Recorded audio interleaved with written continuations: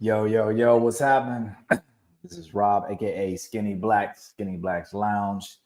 I'm your host, and just before we get into it, hey man, I kind of missed that office, man. That was kind of cool.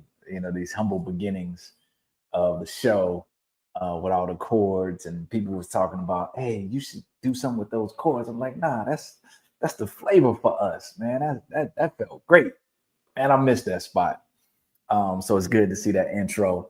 Let's get some quick introductions. Jack.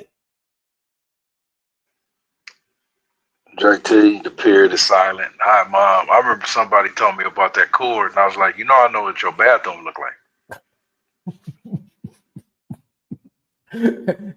Get up off of us. Come on. Leave our cords alone. And wash the back of that toilet. Oh man. And also we got the Ghost of Lebo in the house. Yes, yes. Ghost of Lebo was also in the intro. You missed him.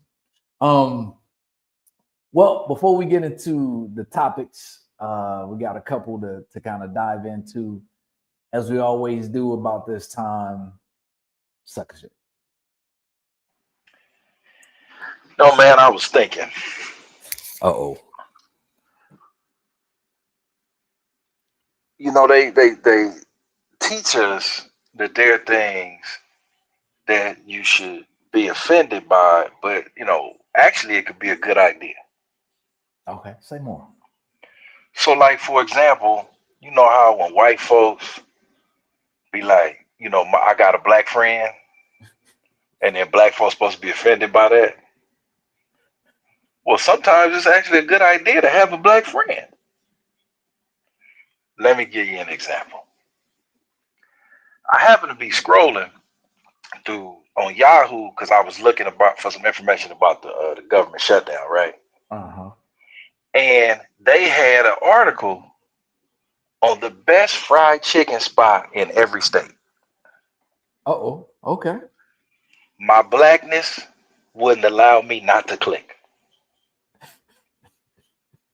So I clicked, and hey, we live in California. It's easy. So I look at a couple spots. Like who cares what the best fried chicken is in Alaska, whatever. So I go to California.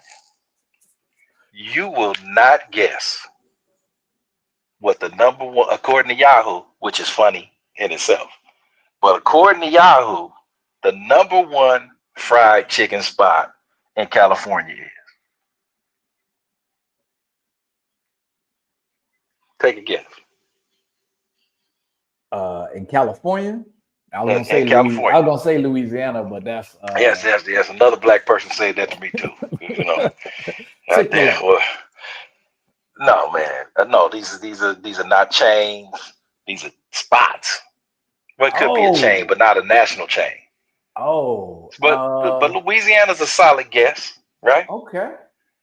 Huh. Jim Dandy Get out fried of here. chicken on Vermont. On Vermont? Get out of here. Now I said, forget the quality of the chicken, because that's not the discussion. If you gonna go to Jim Dandy's on Vermont, In you Manchester. gonna need a black friend.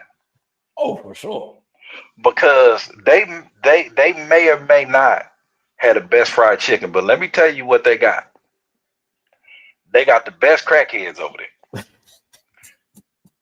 that will steal everything about your car while you ordering that two-piece. They got some of the best Crips over there too. That will that will pull a gun on your ass and steal your car while you trying to get that two-piece. I think that's A Tray neighborhood. Okay, see, people don't know where that's located by. That's right over. If you're not from LA, I'm gonna help you out. That's near the closest high school to that is called, the official name is Washington Preparatory High School. But everybody just call it Washington because the prep is silent. Yes. That's my cousin would say. That was he's not a graduate, but he was a student there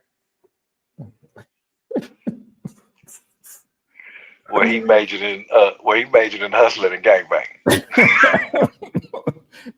Hey, he was in the honors courses. with a with a minor on these hoes. Big shout out to So him. don't let Yahoo take your ass in South Central LA on Vermont. Talking about this is what it said was the best fried chicken. Okay. And it's oh no, and one okay. It said in the article, nestled in South LA. Nestled. Yeah. That's a good way to First of put it. all, I was born and raised in South Central LA before they name change. You know, um, like it's like saying like that's the difference between saying homeless and unhoused. If you sleeping on the street, do you really care what they call it? Um, Pretty much. yeah. So it's South LA now. South Central has a bad stigma attached to it. You don't get your ass out of here. Get out that goofy. So you gonna take your ass. First of all, ain't nothing ever been nestled in South Central, but you gonna take your ass to Jim Dandy's Chicken. Well, let me be the first racist motherfucker to say you need a black friend. And if you ain't got no black friends to help you out when you're in the hood, you on some sucker shit.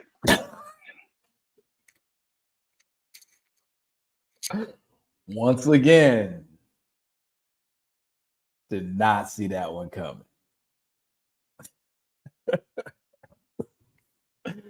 That was pretty good, bro. That was pretty Hey good. man, I saw it when I was at work. Yeah, you wouldn't tell me earlier. Now I get it. I Because it appreciate just that. popped into my head. Somebody probably think I really be sitting at home writing this stuff. Hey man, I appreciate that. Let's you got another one? Or you we rocking with that one? No, we good with that, man. Okay, cool. That was a good one. That was a good one. All right, cool. Let's hop into it. First topic today. I was scrolling on LinkedIn, and this cat D'Artagnan, excuse me, Dr. D'Artagnan Scorza, um, who runs a county department in Los Angeles, had written an article, and he had just a couple of weeks ago they had a presentation on the county made a presentation on the state of Black LA, and he had written this article, and there was some stats in the article that I pulled out and I wanted to share with Jay. And we were talking about just kind of unpacking it earlier. So first stat, the Black poverty rate rose 7.2%. So to make it 36.2%. So the Black poverty rate in Los Angeles County is 36.2%. The Black life expectancy rate dropped from 74.8 years to 73.2 years. Blacks represent the second highest suicide rate in the county, 8.2 per 100,000. Black immigrants make up 8% of the county's Black population. 1% of them are undocumented. So we're going to start out with those numbers. There are some other numbers that I want to talk about before I want to ask you this question. So remember, I said the poverty rate for Black folk in LA County is 36.2%.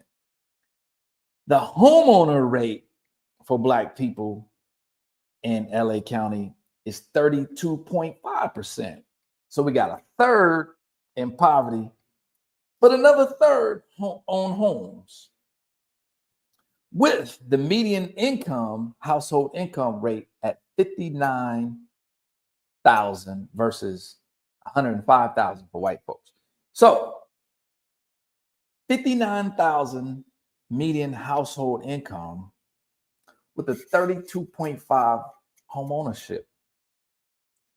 with a 36.2 poverty rate. What are your thoughts about that?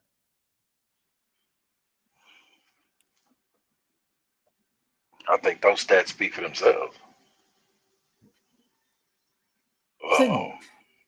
We broke and we don't own nothing. As a community, we barely hanging on to having a community. Because if you throw in some other rates that you didn't mention, but for shits and giggles, throw in marriage rates, divorce rate, incarceration rate, out of wedlock birth rate, illiteracy rate, graduation rates. You throw in all those rates, and if it was a restaurant, they wouldn't even put the letter in the window. They just shut it down.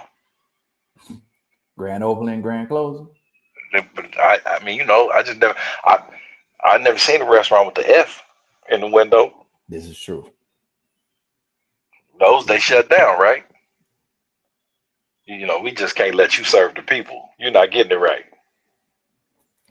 You got Vermin Crip walking across the counter. Yeah. So Can't Get Right is the name of the restaurant. Yeah, man, come on. No, man, we have all these conversations, these pie in the sky conversations, or let me back up. You get two images of Black America in mass media. You get the superstar, your Beyonce, Jay-Z, LeBron James image. And then you get the criminal image. It does a disservice to the vast majority of people because most folks, and you can have a really decent life if you do this, you get educated or get a valuable skill set and you take that to market and you can live a nice middle class to upper middle class life. That is exactly what most people are doing. Right? That's the path. But it's boring. It's tedious. And even when it's not traditional, it's traditional. You may be doing it in a non-traditional industry or something that's just come about, but you still have to take the traditional steps to get there. And the second thing that comes to mind is just how bad we're doing.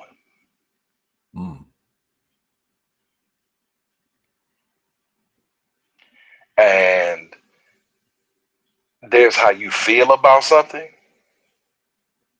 and there's what the numbers really bear out.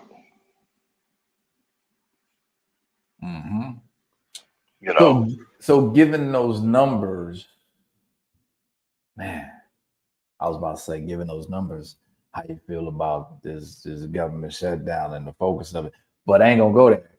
But given those numbers, what do you feel? What's the root cause? Like, I don't like dealing with, dealing with just the surface level. Okay, let me take this pill. Like, let's try to figure out what's really happening so we can address the real root cause. What's the root cause, man? What do we start? and do it in 2 minutes. Yeah, exactly. Man, if y'all get man, what's the root cause? Okay, so get your ass up out of here. What can we do? What's the lounge? What are we gonna do in the lounge about it? Well, okay. Well, the first let's nail that. Let's do it this way. Let's be solution oriented. The first thing we have to do is we have to get back to knowing who the real enemy is and what the program needs to be. Yep. We too busy arguing over is is this the boss babe era or the soft girl era? We too busy arguing about what how women define masculinity for us. We too busy arguing over whether serving or being a helpmeet is the way it's supposed to go. Meanwhile, our children can't read. A third of our community in this city is at or below the poverty line. Our life expectancy is dropping. Our income is dropping. We have no net worth in households or negative net worth in most households. And we too busy doing bootleg Oprah shows. So we need to get back to understanding who the real enemy is, and the enemy are all those numbers that you laid out. And it does not matter for our community in terms of the overall number, how successful you or I are individually, if those numbers don't change. Bingo. If the vast majority of our community is sitting like that, then I mean it's good for us and our family and our people, but the masses of Black folks are suffering. Yep.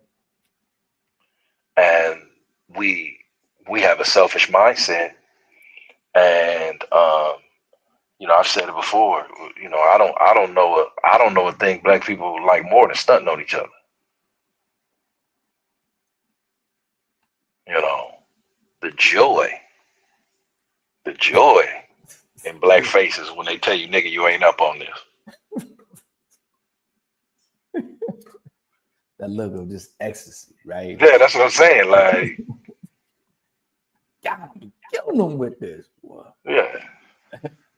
So, hey, well, let me layer this on, because I like where you went with that. You talk about solutions. Let's talk about some of the solutions that you know not only do we talk about in the lounge, but we do, right? So, especially when we talk about, I think our conversations about and how we frame the relationship conversations that we have, how we frame the conversations about the different aspects of Black male life, fatherhood, being sons, being, you know, uncles, being in relationships, along with the rites of passage piece that we always talk about. It's nothing formal or set in stone, but I'll work with, especially, you know, you doing yeoman's work right now, with the Kappa Leaguers, with the young men, and it's great to see, you know, those numbers swell from, you know, I think it's 12 or 13 when we first started to y'all got almost 60 now. So I mean, I just see that growth, the ripple effect.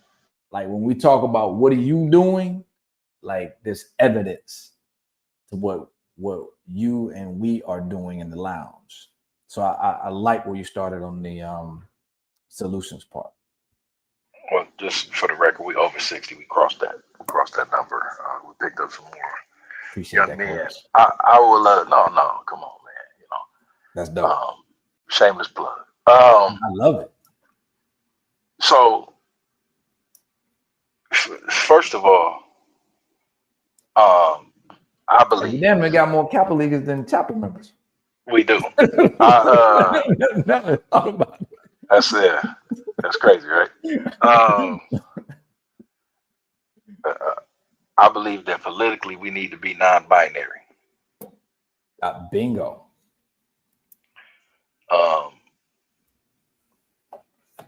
If I could take anything from my my rainbow brothers and sisters, I would take being non-binary, but I would use it in a political sense.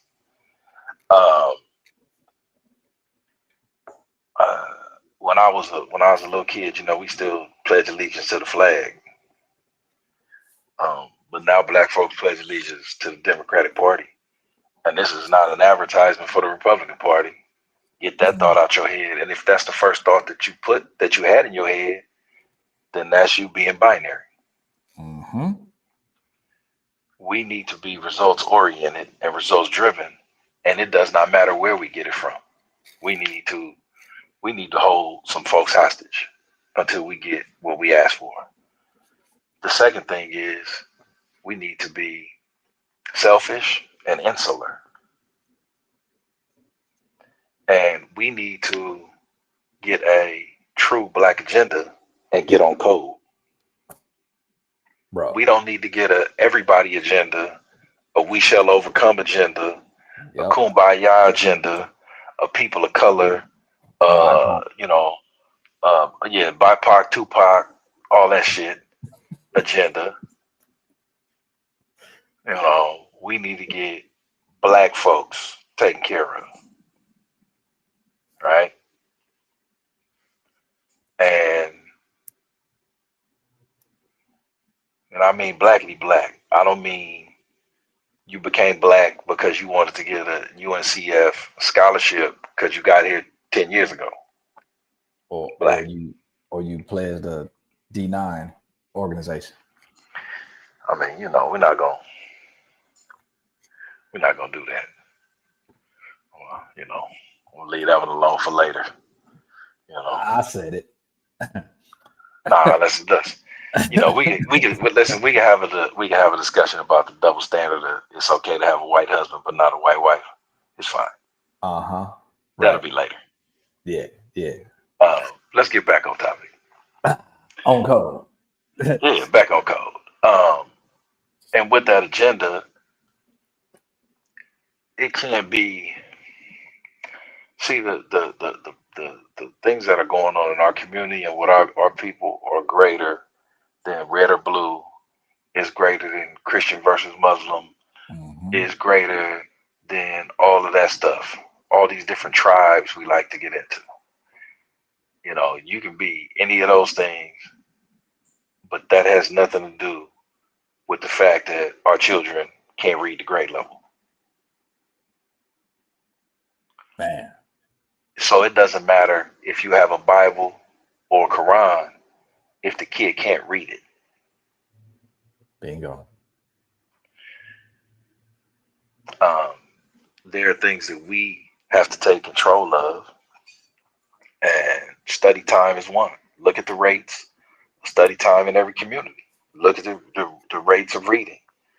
Are we promoting those healthy habits? Now, there are things environmentally, i.e. food deserts and things of that nature, that we need to address as a community, as the adults, right?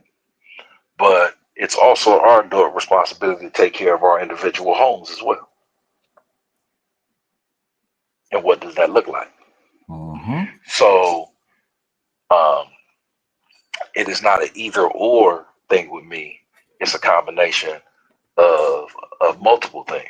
Yep. You want to take it down to some base levels. We need more sexual discipline.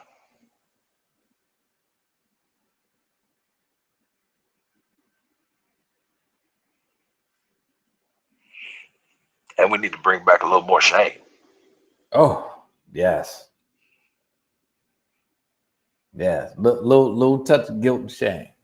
Yeah, a little touch of guilt and shame, and with a slight hint of bullying for the men. Oh yeah. Yeah. Can't your grandma used to make it. She just be like, "Grandma, how much seasoning? Put a pinch in it." I was like, "I see teaspoon, tablespoon. I don't see pinch."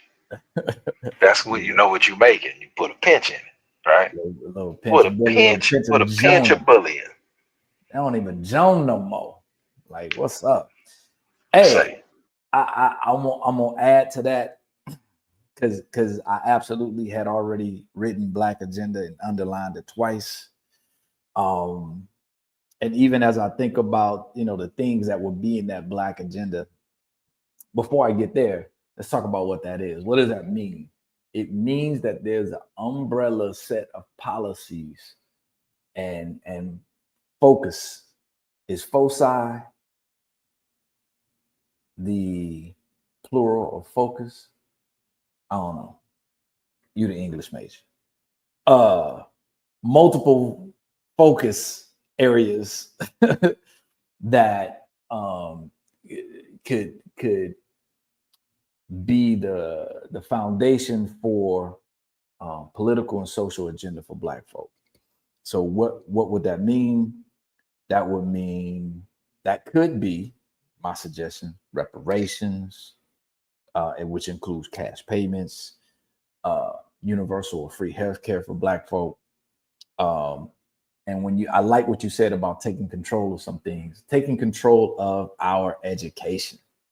So not just education, but also knowledge. So the curriculum, the pedagogy, the methodologies, all of that needs to come from us. In addition to that, vocation. Man, listen, when you have a set of folk who could do things, could build things, that sets us up for, because I was going to say housing, but if we got cats who can build, and we got the vocation piece, and we got the healthcare piece, and we got the knowledge piece / education piece, the economic piece, then we'll build our own. So with that being said, it's interesting how people push back on if I say something like, hey man, I'm down with segregation. Like, what? What do you mean? Oh, if a Black dude say I'm down with segregation, cats look at you funny, but there's a Little Italy, there's Chinatown, there's Koreatown, there's Filipino Town, there's Little Haiti. I mean, everybody got their own brand of segregation. But if we say, hey, listen, we need to get back to supporting our thing and doing our thing and supporting our thing, when we especially talk about medicine, we need more Black doctors because we understand each other. When we talk about education, we need more Black educators, especially men, because we understand our young boys. We need us for us. So I don't have a problem with segregation. Well, what I hear is you talking about ownership, and ownership happens on many levels. Yeah. For example, it always irks me when the talking heads get on TV and complain about, oh, they not teaching Black history, they taking away. That's our responsibility to teach Bingo. Black Bingo. history. First of all, most of y'all can't even tell me what your granddaddy did. I know you ain't gonna teach me about no Booker T. Washington, nigga. So that's on us, For sure. So the other communities are teaching their own history. Other communities are passing down information and culture, and you getting it straight, boom. Why do we rely on somebody else to tell us about us? Yep. And then get mad because Master didn't treat us right? Yep. Why are you expecting somebody to value you more than you value yourself? Man. If this was a relationship conversation, the woman be like, leave that nigga. It's time to break up. He don't know your worth, girl. For sure, right? Hey, and the third rail of it all, the other piece, which I didn't mention, is religion. That's another conversation, but it's should be on the table. We talk about segregation. Well,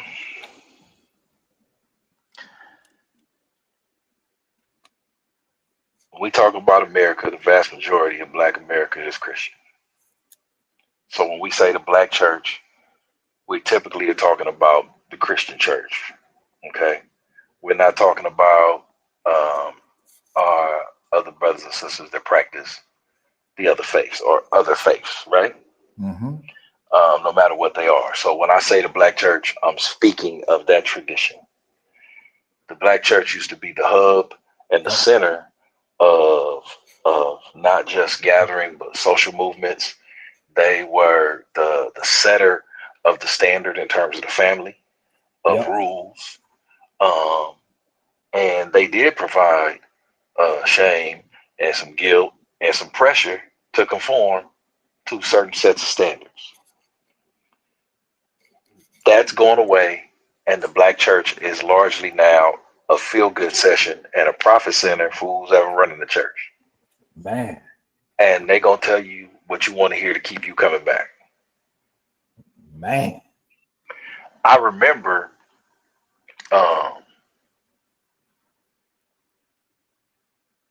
until they made it patently clear that they couldn't do it no more. Do you remember when the cigarette or the tobacco companies was funding their own studies? Yep. And they was like, cigarettes ain't bad for you. Oh, what y'all talking about? Had doctor recommended cigarettes. That's what I'm saying. 7 out of 10 doctors. Could you imagine a dope dealer talking about this product is crackhead approved?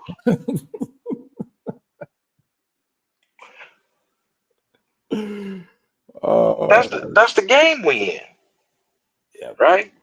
And here's the sad part. The difference between many of us and a crackhead is the crackhead knows who he or she is. We got a whole bunch of fiends in our community that don't even realize they hooked. Man. That's wild. You're right. That's wild. Now let me before ahead. you move on to the next thing, let me go back to something I should have said in the beginning, because here's a baseline of something. My grandfather used to say that black folks believe that a white man's ice is colder. Mm-hmm. Mm-hmm. I don't know how we get rid of that mentality. But until you get rid of that mentality,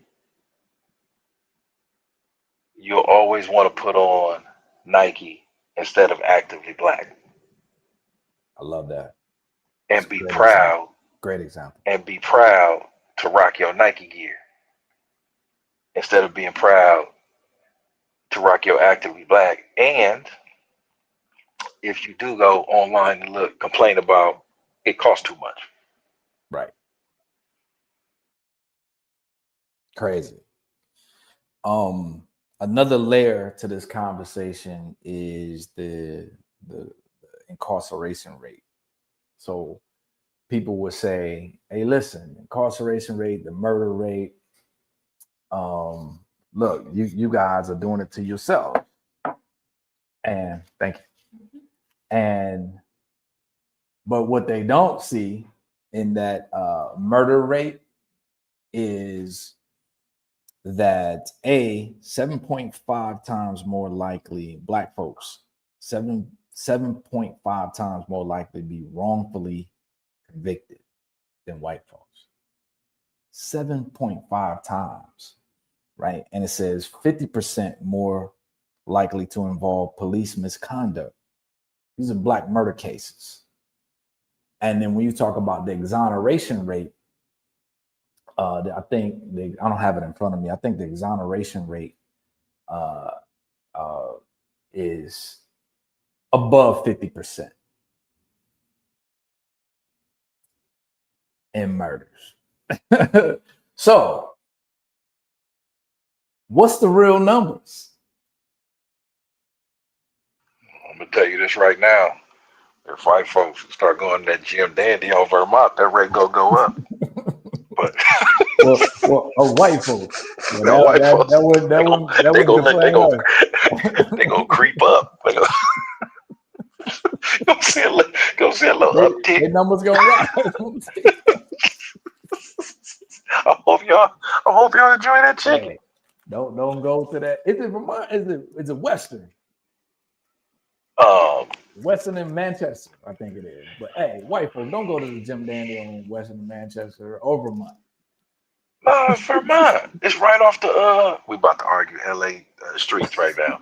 It's right off the 105. Oh, okay. So they got two then. It's two then, because it's one on Manchester and Western. Oh, listen, I'm talking about the original OG location. Oh, okay. I got You you. know, listen. I'm not talking about your satellite spots that you done crept to before you stop eating. Hey man, You know, I you used to live really, over you there. I really used to pass just. by them every day.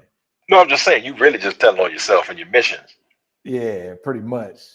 You know, Hey, and I gotta remember, was that Jim Dandy or was it Pioneer? Jim Dandy. I'm talking about on Manchester. No, I don't know. Hey, first of all, ain't no. It's I only know. And we can't help it. But I only know one Pioneer chicken. But growing up, there was a Pioneer chicken on the backside of my elementary school, Wadsworth Avenue, and my first, third, and fourth grade teacher Mm-hmm. was Miss Barker, was this white lady, and she used to bribe me. You know, if I did good on tests, she would walk me to the backside of the school The chicken. over the Pioneer chicken, Wow. right? And you can make all the jokes you want about this white lady taking a black kid and inspiring him with fried chicken. There's some jokes But there. yeah, it's a lot. And I skipped second grade because she was the first and second grade teacher, and I skipped second so I could stay in her class. Get all the Pioneer chicken that you wanted for lunch. Huh? Hey, come on, man. But there's a Where that Pioneer at? chicken. There's a Pioneer chicken 5 minutes away from my job. It's technically Bell Gardens, not Downey. Mm. But there's a Pioneer chicken on the way because our satellite lot is in Commerce, and on the way to Commerce, one of the ways I saw that Pioneer chicken. I was like, damn. So I just that's the answer to your And they question. still cracking? They still open? That one is. Wow. Okay. I mean, these chains is going out of business. I mean, you see they closing all the Wendy's. Wow. So well, first of all, fast food ain't cheap no more. That part. So That part. that is what it is. Um, but no, it's Jim Dandy's, not Pioneer, man. Got you. Jim Dandy's got you. To Hey quote man. to quote another LA legend, and then he said, "It's cocaine, not lemonade." Is that LA or Compton? We're gonna just mash those together. I do. I'm not from Compton. I'm from LA. I just encompass it all. Compton people are see different because they from Compton, and I understand they got little brother syndrome. Yeah. Hey man, for sure. So, LA's a big place. spent time in them Compton streets growing up. It's all good. So yeah, so just thinking about just want to just put things in perspective, because we always talk about our feelings and what we think, but we never look at the data, we never look at the bigger picture, we never see the other factors involved in the conversation. And it's interesting how people will talk about black on black crime, black murder rates, and all these statistics, and never talk about the exoneration rates. They never talk about the police involved misconduct rates.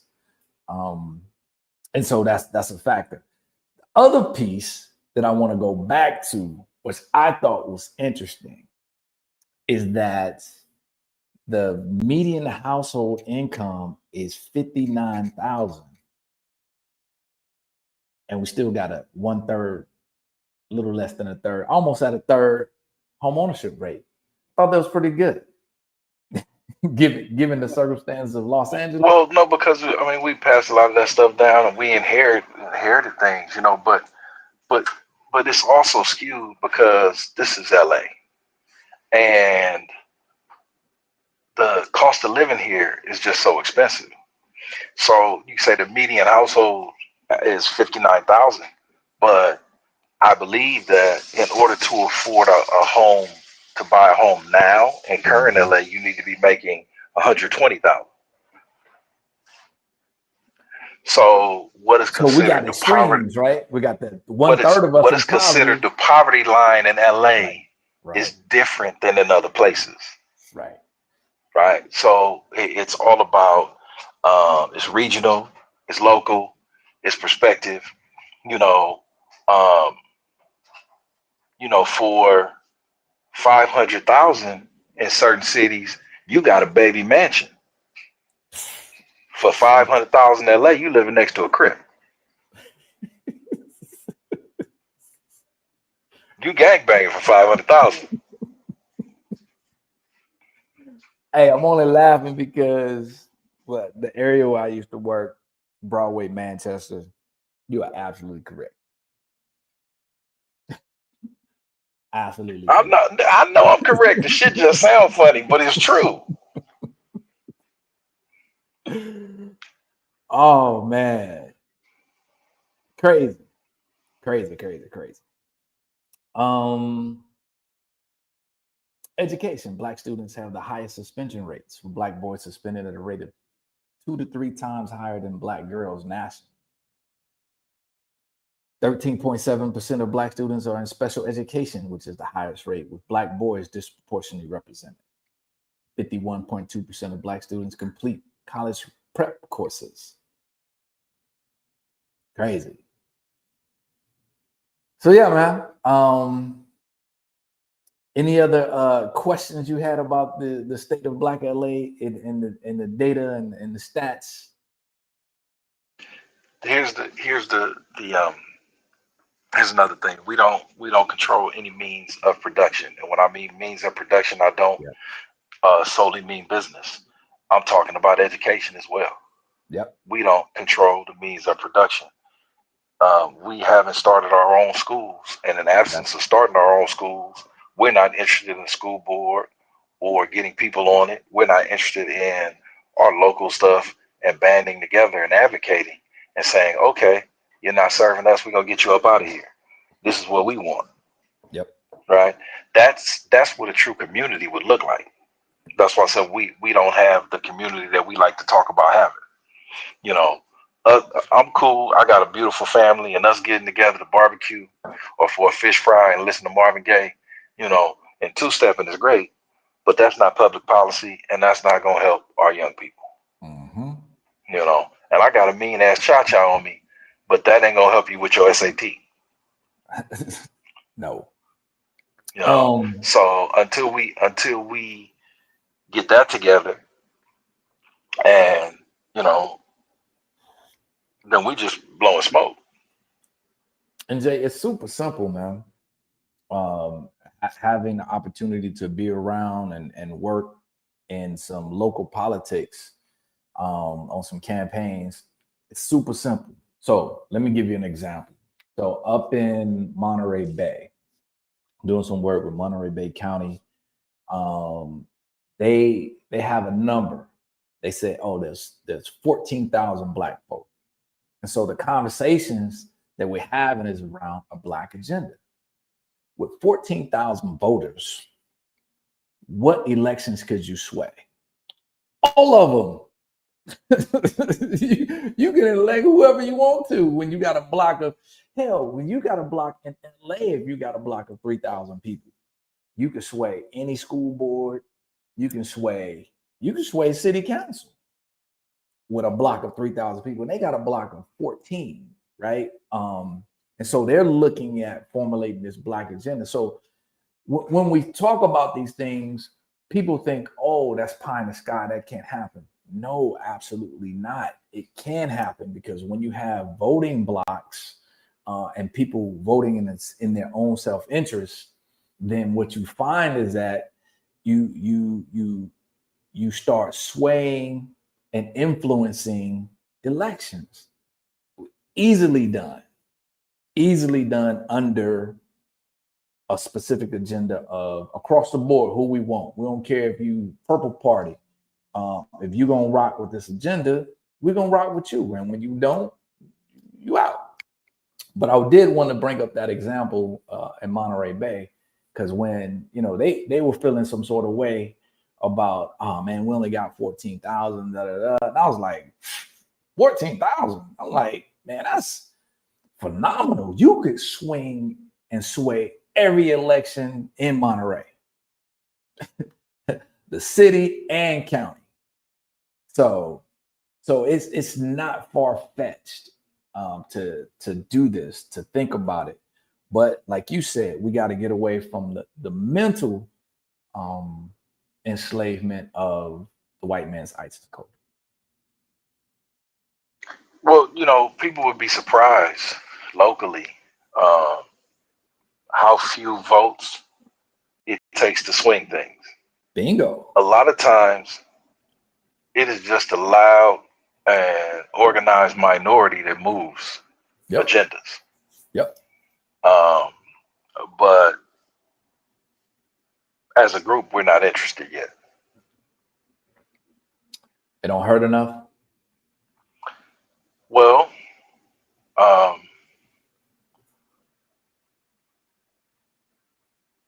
two things are happening. Number one is we put too much value and stock in being victims and the victim narrative. And the second thing is that we don't have the mindset of a collective yet. So as long as I'm okay, it's okay. Right. If I'm worried about the collective, how can I stun on you niggas?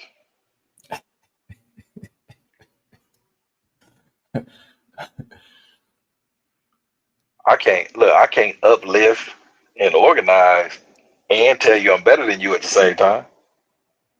Oh man. And so those are conflicting narratives, sir.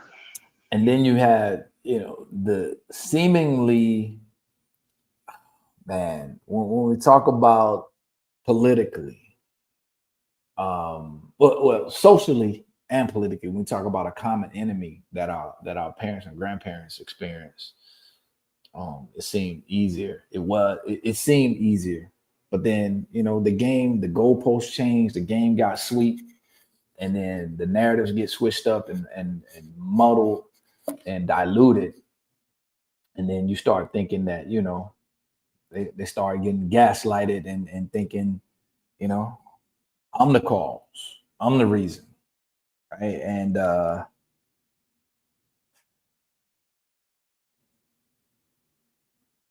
yeah, man, it's sad, bro.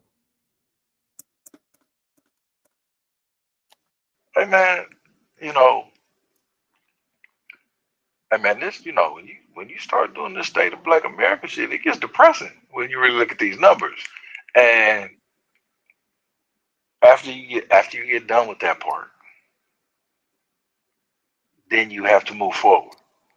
But really let that sadness hit you though. Because if you understand the seriousness of what's going on, then you may be moved to real action. Yeah. But the numbers that you gave are just the local numbers, but those are trends nationwide. And once you see this and know this, you can't unsee it. And if it doesn't change the way you think and move and look at things, I don't know what will. But I don't think the vast majority of us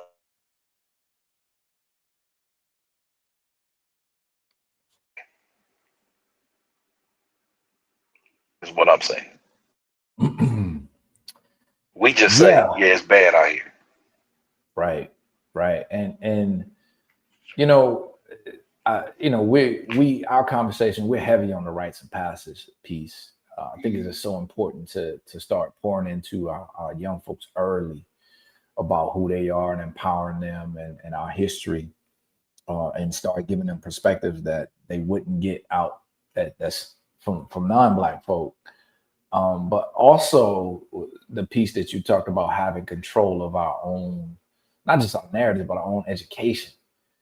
right? On education and knowledge, because I remember when I was at A&M, man, they didn't have a Black Studies or Africana Studies uh, uh, major or minor or classes, right? And I'm thinking, wow, man, in reflection, um, I'm like, how has that happened where you're at the so-called HBCU? Well, we know how it happens, but I just want to lift this up for folk who haven't thought about it. How does it happen that you're at an HBCU, a historically Black college or university, and there aren't any classes about Black folk?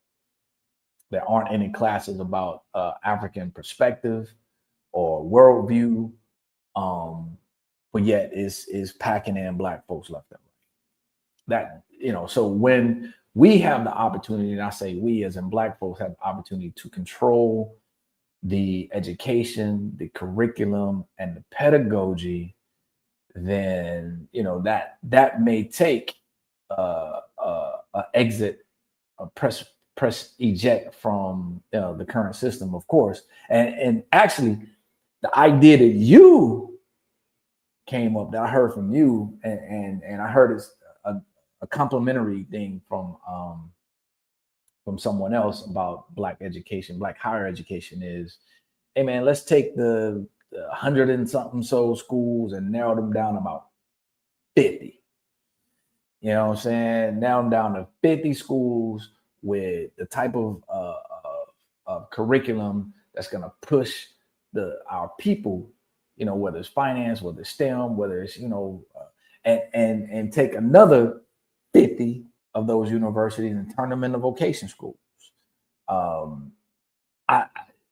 like that idea, and put up a system where, hey, we could give $50 a month, $20 a month, $10 a month, $5 a month, $100 a year to this fund, this Black education fund under our Black agenda, that's going to fund all of those schools equally. And so we think about how many Black folks, 13%. Let's just say 10 million. We'll just use round number. Let's say 10 million Black folk giving $100 a year. We can fund our own education.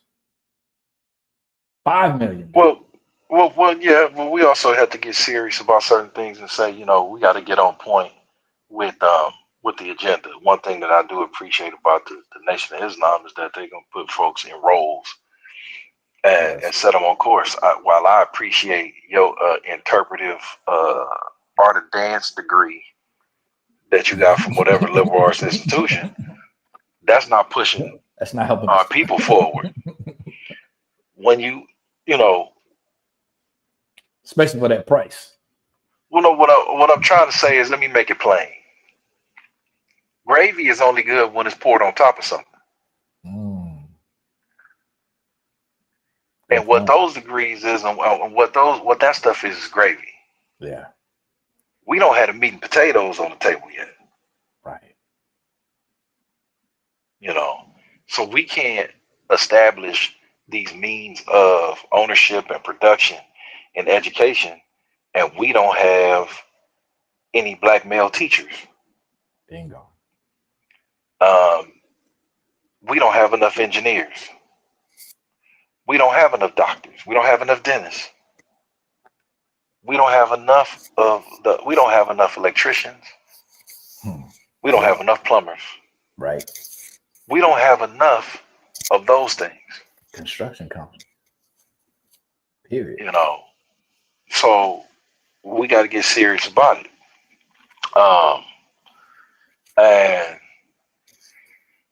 And man, and I'm not saying we make anybody do anything, but a buy-in would be nice. Yes. And if you look at other communities, there is extreme pressure. Yes. To get into productive fields. Mm-hmm. There's extreme pressure to form family units and stay together. Mm-hmm. there's extreme pressure to do many of the things that we're not doing, and these communities are far more successful than we are. You don't have to reinvent the wheel. The wheel was invented and it's been good ever since. Perfect. You can upgrade the wheel, but the design of the wheel has not changed. That damn circle is the circle. Yeah. And now we have to take that design and apply it to us. And I'm not preaching at nobody because I am not the example of this. Mm-hmm. But because I'm not the example of this, I recognize how much more productive the example is. You know, Yeah, I'm gonna beat the person that goes, well, what's your life look like, nigga? right. Right.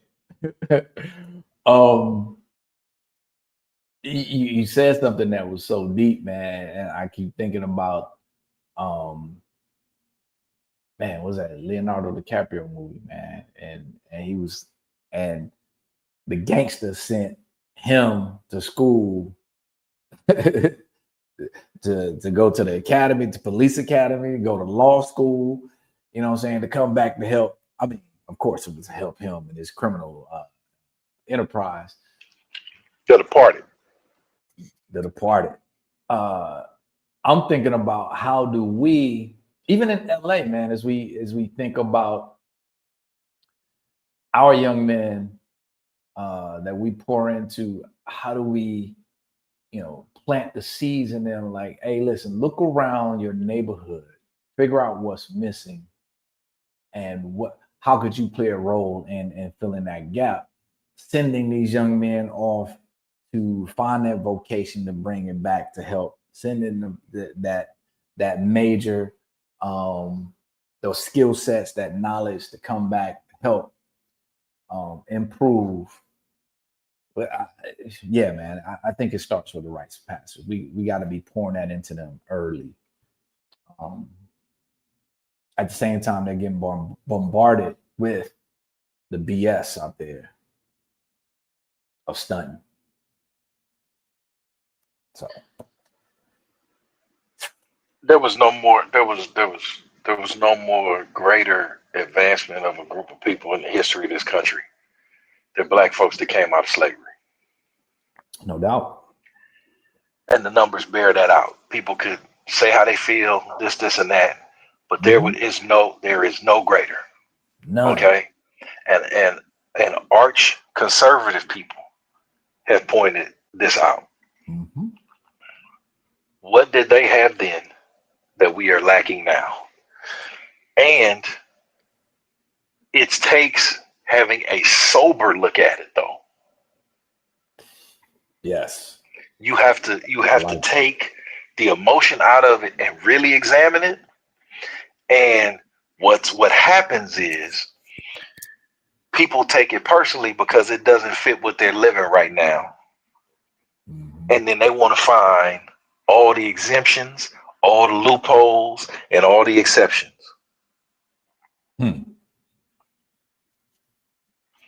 Well, isn't it possible?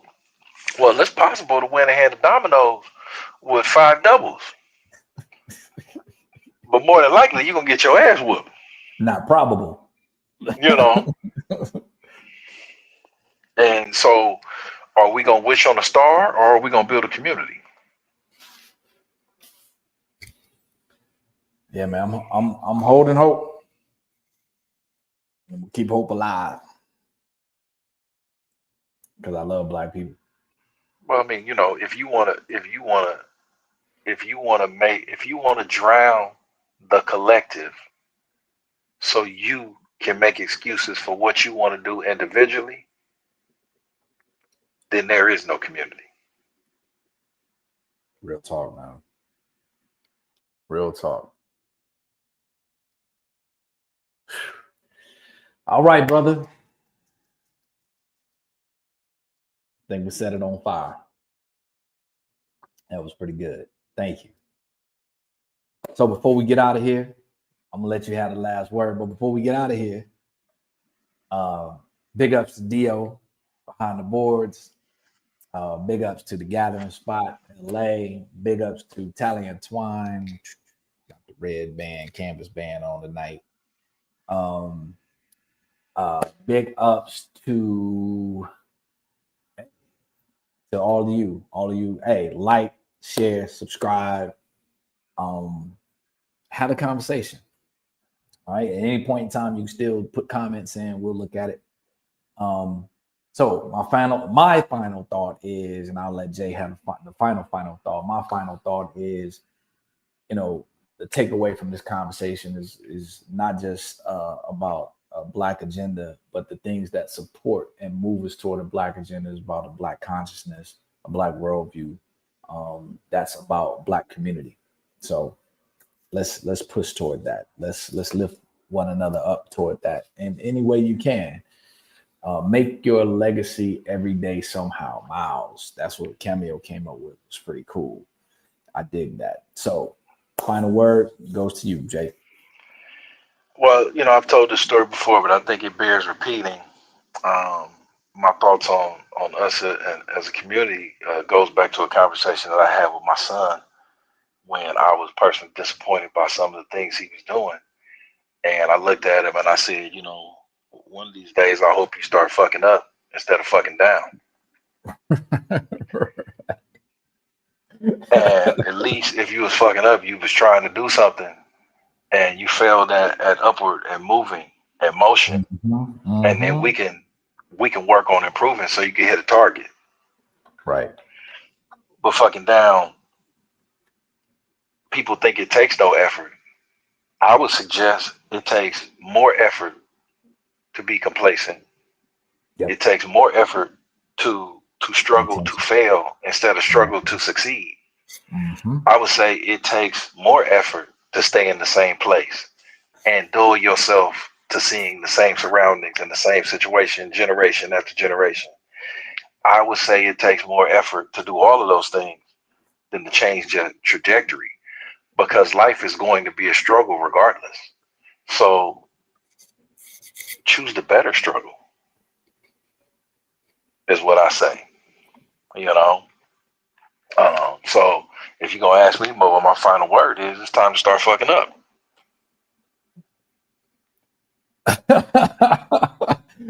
Did not see that one coming. The mini sucker shit at the end. There it is. Ashe. All right. We out of here. Peace.